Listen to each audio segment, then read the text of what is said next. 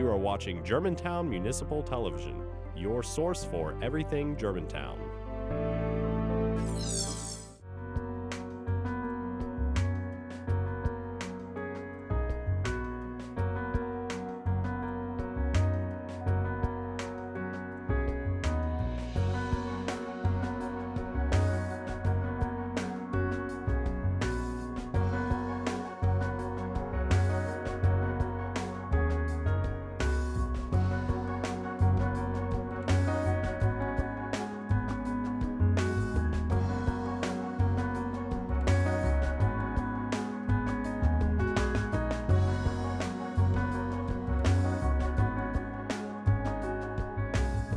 Welcome to Focus on Germantown. I'm Mayor Mike Palazzolo, and it's my privilege to host the show.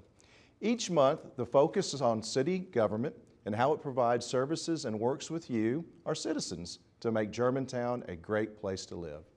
On today's show, Books from Birth Executive Director Peter Abell and Germantown Library Director Daniel Page are here to share an exciting new program for children in Germantown called the Every Kid Campaign. This campaign is aimed to increase the enrollment of young Germantown children in the Books from Birth program. Then we will turn the page on books and head to the farm with Germantown Parks and Recreation Director Pam Beasley and Germantown Farm Park Manager Jeff Terry. They join us to talk about the Germantown Community Garden and some new additions at the farm park. And in our new segment, Focus on Business, we will talk waffle fries and business success in our city with Germantown Chick-fil-a owner Anthony House. But first, I'd like to welcome Peter and Daniel to the show. Welcome to the show, fellas. Thank you for having us. It's great to have you. We are very excited to have a partnership with Books from Birth in Germantown. Peter, tell us a little bit about the program, the foundation, how it originated, maybe how it made its way to Shelby County. Absolutely. Well, quite a few years ago, one of our famous Tennesseans, Dolly Parton, started sending books directly to kids in her hometown, Sevier County. And it was an approach, it was a very rural community, but kind of manifested the same problems as far as no access to books. There weren't libraries, there weren't bookstores. So this is something she could do. It really caught on, and the governor at the time thought, you know what, let's try to get this across the whole state of Tennessee. So that was 2004. Shelby County, as the largest county in the state, we have 20% of the kids' children. It was the hardest one to get established, but a lot of local leaders, including leaders here in Germantown, helped push to get it here. So we've been here operating in Shelby County for 10 years. Well, when we speak of legacy in our community, both at the county level and at Germantown, Mayor Goldsworthy and Mayor Wharton were very instrumental in bringing the program to both Shelby County and to Germantown. Daniel, please share with us a little bit about how the library partners with the foundation and some of the programs that you have brought forward. We've worked with Books from Birth for several years, but only in a small way, especially in helping people enroll in the program. But as Peter and I have gotten to know each other and gotten to know what kindred spirits we are and the institutions that we serve are, we have decided that we'd like to get involved even more with each other in a larger way. Well, tell us a little bit about the Every Kid campaign, and I will preface it a little bit. We're very proud in Germantown. We have somewhere around 80% or 80% plus participation in the program. It's from children from 0 to 5. We'd like to make that a larger number. We're proud of that one, but we think we can do more. Tell us a little bit about the campaign. Well, Peter and I talked about that very fact that Germantown participates in this program very well, but we would like to make it even better. And so the campaign is aimed at two purposes. One is to try to get as many children as possible reading. And again, both of the institutions that we serve have that at the heart of their mission, so it's very appropriate for us to be doing that. We'd also like to have a fundraising component to the effort so that if everyone in Germantown participates, it's not a negative impact on their budget. So those two components are at the heart of what we're trying to do. Well, and we have provided a grant from the city the last few years, and we in my administration plan to continue that partnership, and matter of fact, it's in the budget this year. Germantown is a community that has roughly 98% of its population with a high school degree or above, over 60% with a college degree or above. Why is it important for kids to start reading at an early age? I feel like I know the answer, but what is some of the research that your organization has done? Right. We have both statistical research and anecdotal evidence of why things like this are important. The first thing to remember is that ultimately this is support for parents as they raise their kids. This is about giving them the tools and resources they need to get them prepared for school and to get to know their local library. These are all important things. We're partners in this. It's something Daniel and I have talked about a lot. But kids don't come into the world with a label or anything. It's a new chance to do it right. We have about 40 kids born every day in Shelby County. And we just want to make sure that there's a real chance to get a solid foundation. And we know reading and we know language help provide that Well, foundation. it's critical, and Absolutely. it's critical at an early age, whether you read to your children or you have them read to you, Right, which I yeah. think is very important as well. Now, we have some programming coming up in the next few weeks at the library. Daniel, would you like to share some of those things with our audience? I'd love to. On February 20th, we have a silent auction, and we're going to have lots of activities for people of all ages.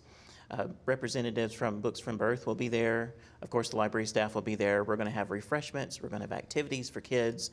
And again, having a silent auction, we're going to have lots of items. A wide array of interests will be represented in the items that people can auction on.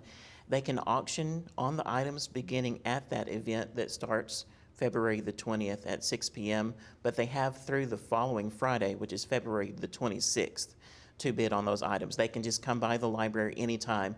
They'll see the items and can make their bids. And again, that benefits Books from Birth. Now, we have or over 80% participation rate. Are there some things we can do to get people even more aware to get that 20%? Because I really feel like in Germantown, we've got at city government level and at our library, we have an enormous platform to reach out. We're in some areas in urban cores, they don't have that luxury. What else can we do to get that other 20% signed up? Well, I'm gonna go knock on each door if need be. We may have to get to that because it's actually higher. We've found that a lot of families don't register maybe their second or third kid, which affects our number. It's actually much higher. When we Okay. can talk about households with kids, it's closer to 90%. Okay. It's really remarkable. You're leading the state. Okay, wow. The state of Tennessee. So be proud of that. But like anything else, we can always try to do better. And we just want to make sure every parent knows about it. There are opportunities. I know we're going to meet in the next couple of weeks to talk more about Germantown's partnership with Books from Birth. In my Council of Faith meetings we have quarterly, we have some church organizations in our community that have outreach into the urban core, and they shared with us that so many families do not have the ability to have those assets of books in their home. They can go to the library, but they don't have a collection. Right. Is there a way that we can partner, or maybe we can't come up with that on the show today, but in the future on how to get books from Germantown into other areas? It's a wonderful thing. And we actually have a lot of Germantown families contact us. Maybe their kids are older now and they want to make sure those books go to them. So we will take their old books and we'll distribute them through our partners in the inner city. And it's been a powerful relationship. It's really driven by people's interest to give back, which is a very encouraging thing to be part of. Great. Well, we have time for just one more quick question. And, Daniel, I know that you have recently learned that we're neck to neck with Brentwood with being the #1 library in the state. I know you're still tabulating the statistics, so we can't make an announcement yet. Right. But we're very, very close. Is that correct? We are very close. Of course, they have a wonderful library in Brentwood, and they benefit from the same thing that we do, and that is tremendous support from the community. But we take great pride in being a great library here in Germantown. Great. Thank you for being here, Daniel. Thank you for being here, Peter. Thank you. When we come back, we'll be talking to Parks and Recreation Director Pam Beasley and Germantown Farm Park Manager Jeff Terry. Back after this.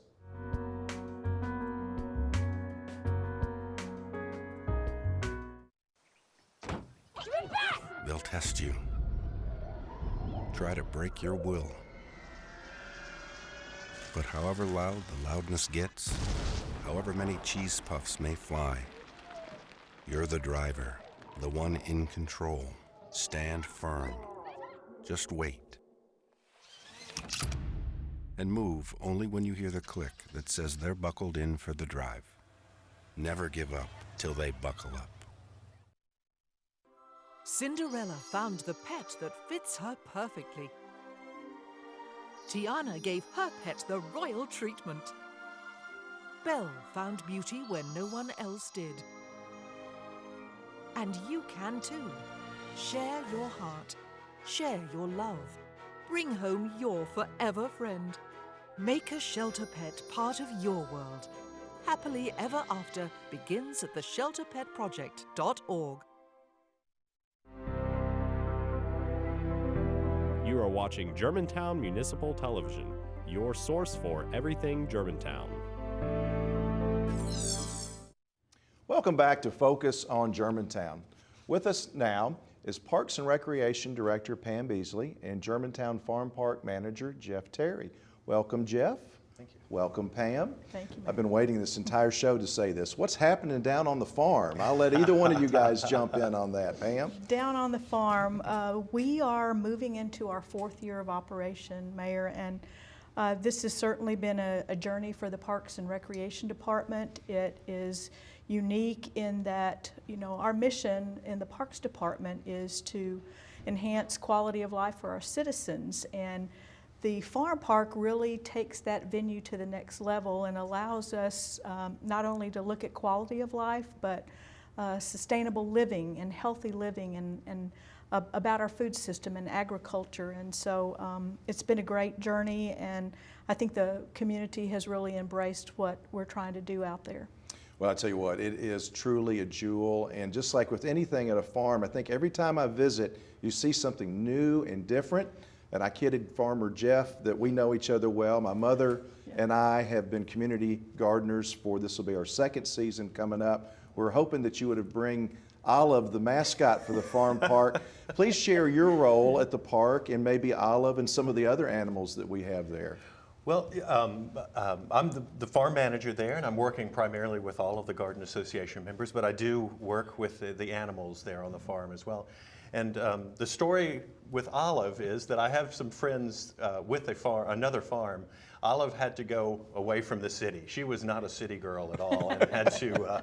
She was much better off with alpacas down on the farm, another farm. Well, we know on Facebook, occasionally Olive would get out and there would be, where is Olive gone? Exactly. And it would literally lead to different people saying, I think I saw Olive. Right, exactly. So. It was quite embarrassing, to be quite, and that was one of the reasons it led to Well, this. and we have, the blessing of the farm park is there's so many different activities. So, for instance, I know that I'm in the community gardening program. Please share some of the other programs that we have. Well, we're starting another, the season for the Garden Association that's coming up. We're going to be doing planting anything from arugula all the way to zucchetta. I mean, basically the whole thing. Anything can grow in the Memphis area and in Germantown. And we also are doing, the Garden Association members have been doing these flash workshops as well, which could be on raising bees, raising backyard chickens, on soil, on just about anything. Hypertufa as well, we've had a couple of things like that. And just recently, just last week, we did winter sowing, sort of sowing right now into milk jugs, and you can actually just set them outside even in this weather and still and they still grow, they start to germinate. Well, over the past weekend, to prepare for this show, I took a walk around the farm park and I noticed some new assets, so to speak. Pam, tell our audience a little bit about the hay barn pavilion. There's also another area where the community garden will be expanded, and then some of the other things that are new for this season. Sure. If you've been out to the hay barn, by the end of the fall, we had completed the construction of what is known as the Hay Barn Pavilion, and it's a multi-use activity center. We intend to host classes there. It can be used for rentals and any other sort of indoor activities because up until now we've been outdoors in the elements, and so now we have a covered shelter so that we can continue our programs. You mentioned that you saw some fencing in the southern part of the farm park, and Jeff and his group are working hard to expand the community garden, and it will allow us to grow more crops and diversify. I know that Jeff is looking to grow flowers, and we're really trying to engage the community in a much stronger way. The other thing that is new, and I'm going to encourage people to go to the city's webpage and look for the FYI catalog, because you'll find a variety of garden talk programs that are hosted on Saturdays, so people that are working can come out to the Hay Barn Pavilion. And as Jeff said, we have topics like backyard chickens, about your soil, and for anybody that's wanting to learn to garden, if Jeff hasn't taught me one thing, it is that everything starts with your soil. If you're going to have success in growing food or flowers, you have to begin with the soil. We are partnering with some of our local businesses, including Kroger and Whole Foods, who will be doing some programming out there. So I really encourage people to take a look at those opportunities. Many of them are free.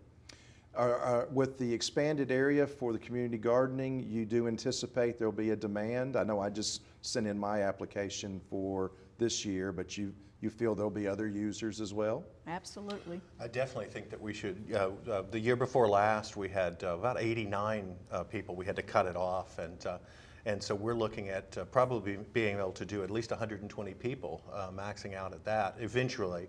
Hopefully, I'd love to see that this year. It'd be wonderful. Well, the farm park, from when we acquired to it's always growing, it seems like something new is happening. A lot of people ask about the farmers market and the live music and those type things.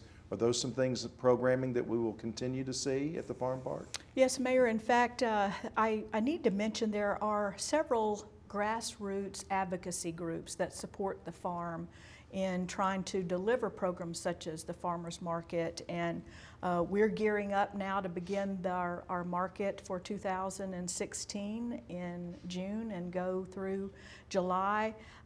There is a group known as the Bobby Lanier Farm Park Inc. They're a nonprofit branch of the farm park that they raise money for capital projects. And then we have a citizens advisory group. We call them the Farm Park Working Group. And they're actually the folks that come out and help Jeff and I produce the events.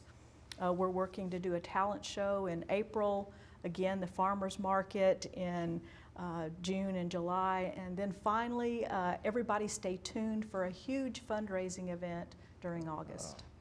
Well, we are caught up on the farm. Thank you, Pam. Thank you, Jeff. After this short break, we will turn our focus to Anthony House from Germantown's very popular Chick-fil-a. Back in a moment.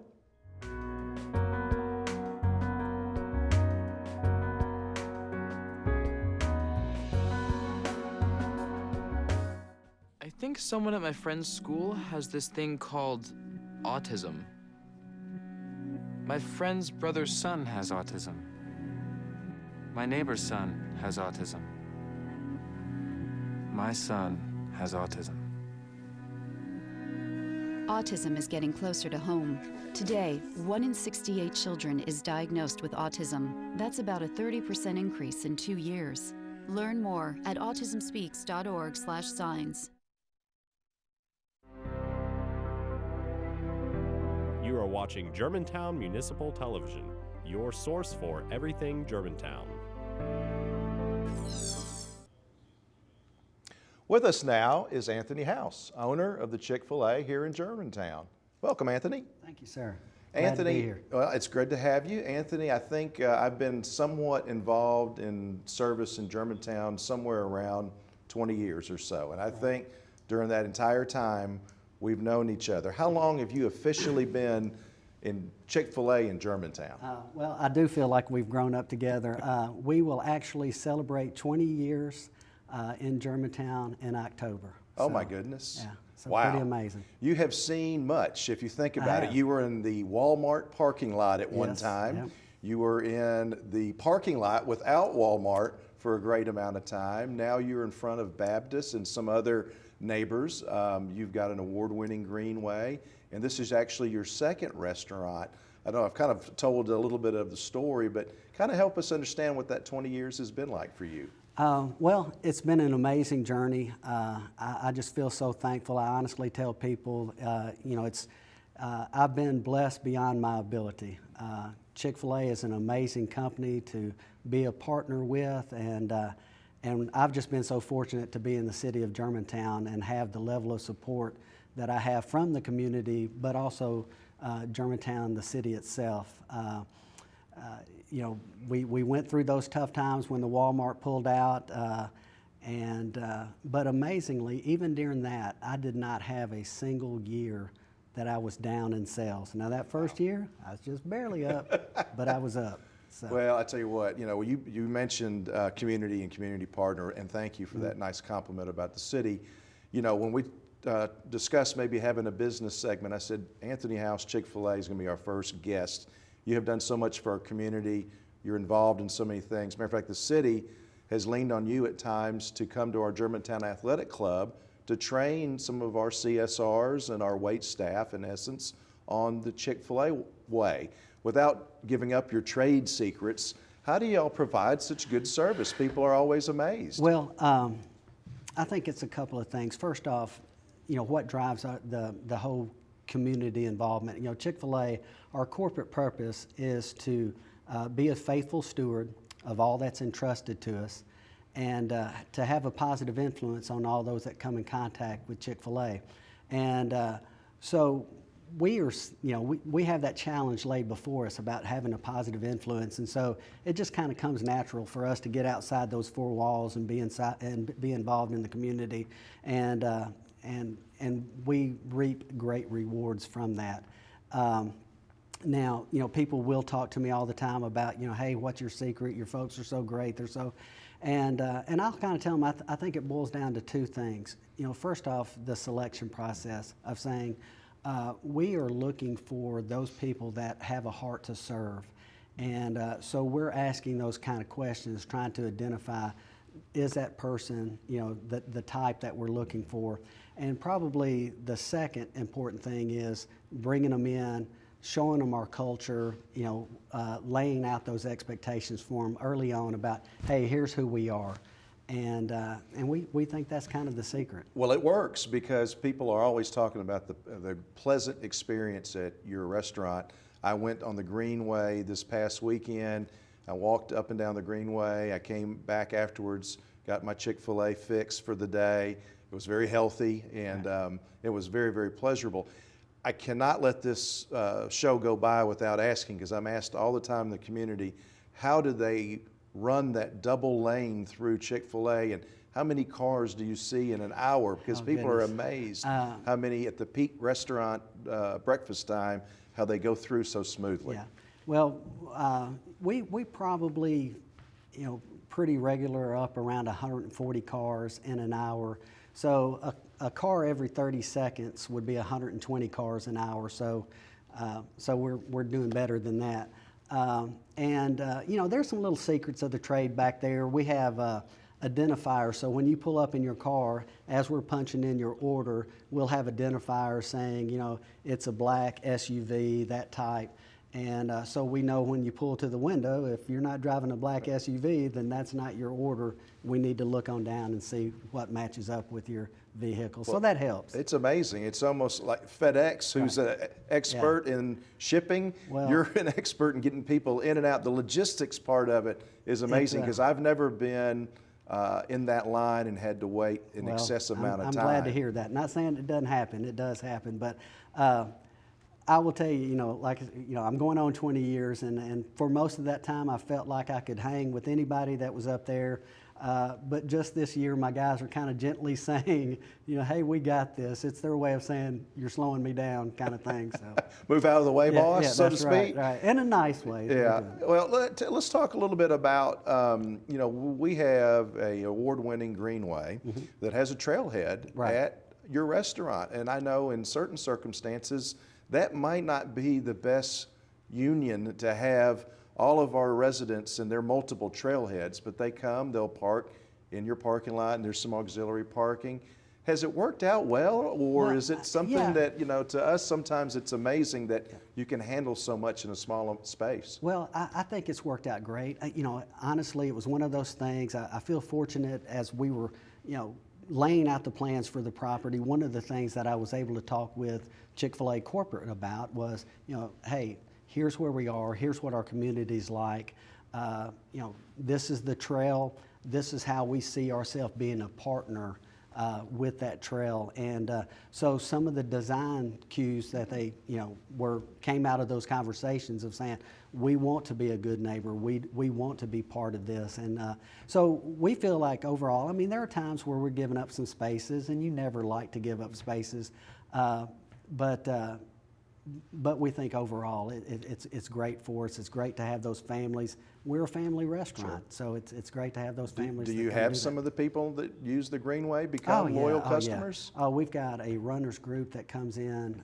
every Tuesday and Thursday. I'm going to give them a shout out. It's the Geezers and Gazelles. And there's 20 to 30 of them that will come at a time, but they'll do the whole trail behind us, and then they come in afterwards for breakfast and coffee. And we've grown to know them over the years, and celebrate birthdays with them, and Christmas and all that. They've just kind of become part of family.